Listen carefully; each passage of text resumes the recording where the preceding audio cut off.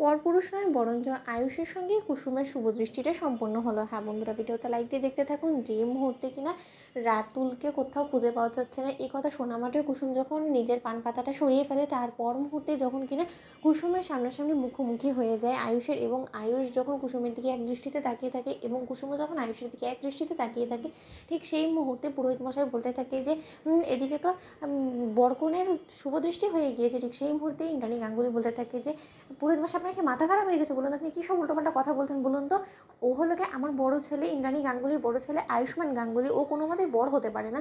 অন্যদিকে পুরোহিত মশাই যখন বলতে থাকে যে আমাকে মাফ করবেন, আমার আসলে একটু ভুল হয়ে গিয়েছে, অন্যদিকে মীনাক্ষী বলতে থাকে যে দিদি, তোমার ছেলে তো এমন করে গিয়ে কুসুমের সামনে গিয়ে দাঁড়িয়েছে যে কুসুম পান পাতাটা সরানো মাত্রই যাতে ওকেই দেখতে পায় এবং আয়ুষও যাতে কুসুমকেই প্রথম দেখতে পায়। তাহলে তো এটা তো বোঝাই যাচ্ছে যে ওদের শুভদৃষ্টি হয়ে গিয়েছে। না চাইতেও দিদি দেখো ঈশ্বর কোন দিকে ইঙ্গিত করছে। অন্যদিকে সমস্ত কথাবার্তা বলা মাত্রই যখন কিনা ইন্দ্রাণী গাঙ্গুলি বলতে থাকে যে এখানে তুমি কী বলার চেষ্টা করছো, রাতুলকে কোথাও খুঁজে পাওয়া যাচ্ছে না। এই তো দুপুরবেলাও তো ওর গায়ে হলুদ অনুষ্ঠান সম্পন্ন হলো, বেশ হাসি খুশিই তো ও ছিল। এর মাঝখানে এমন কী হয়ে গেলো যে যার কারণে কিনা রাতুল এরকম একটা সিদ্ধান্ত নিল যে ও বিয়ের আসর ছেড়ে পালিয়ে গেল।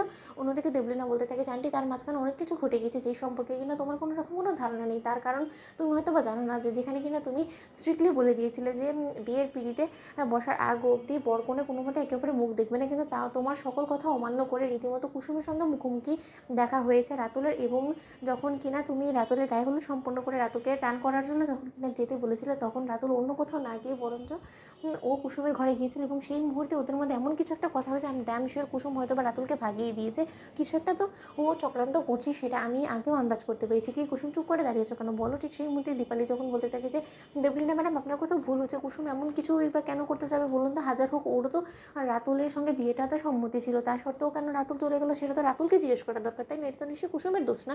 অন্যদিকে যখন কিনা অনুশ্রী দৌড়তে দৌড়তে একটা চিঠি হাতে নিয়ে এসে বলতে থাকে যে এটা রাতুল স্যারের রুম থেকে পেয়েছি আমি, সে হয়তো বা যাওয়ার আগেই শেষ চিঠিটা লিখে রেখে গিয়েছে। অন্যদিকে সেই চিঠিটা ইন্দ্রাণী গাঙ্গুলি যখন পড়তে পায় এবং সেখানে যখন রাতুল স্পষ্ট করে বলে রেখে যায় যে কুসুম ওর যোগ্য ছিল না বিধায় অবশেষে রাতুল এই সিদ্ধান্ত নিতে বাধ্য হয়েছে। অন্যদিকে রাতুল যখন সেই চিঠির মধ্যে আরও উল্লেখ করে বলে যে ম্যাডাম, আমার কাছেও মুখ ছিল না যে আমি কোন মুখে আপনার কাছে এসে দাঁড়িয়ে কথা বলবো যে কুসুমকে আমার কোনো মতেই এখন আর ভালো লাগছে না, কারণ এই সমস্ত কথা বলার কোনো মানেই হয় না যেখানে কিনা আমি আপনার সিদ্ধান্তে হ্যাঁতে হ্যাঁ বলেছিলাম এবং আপনি আমাকে বলেছিলেন যে না, আমি যাতে কুসুমকে বিয়ে করি, এবং আপনার কথা আমি ফেলতে পারিনি বিধায় আমি এক পর্যায়ে জোর করেই কুসুমকে বিয়ে করার সিদ্ধান্ত রাজি হয়ে যাই। কিন্তু অবশেষে শেষ মুহূর্তে এসে আমি বুঝতে পেরে গিয়েছি যে না, এরকম করে নিজের মনের বিরুদ্ধে গিয়ে একজন মানুষকে নিজের জীবনসঙ্গী হিসেবে করে আনাটা কোনো মতেই ঠিক কাজ হবে না। তার কারণ আমি কুসুমকে নিয়ে কোনোদিনও ভালো থাকতে পারবো না, সুখে থাকতে পারবো না। তার জন্যই নিজের ভবিষ্যতের কথা ভেবে আমি বিয়ে থেকে পিছিয়ে গেলাম। তো বন্ধুরা, লাইক শেয়ার করে সাবস্ক্রাইব করো।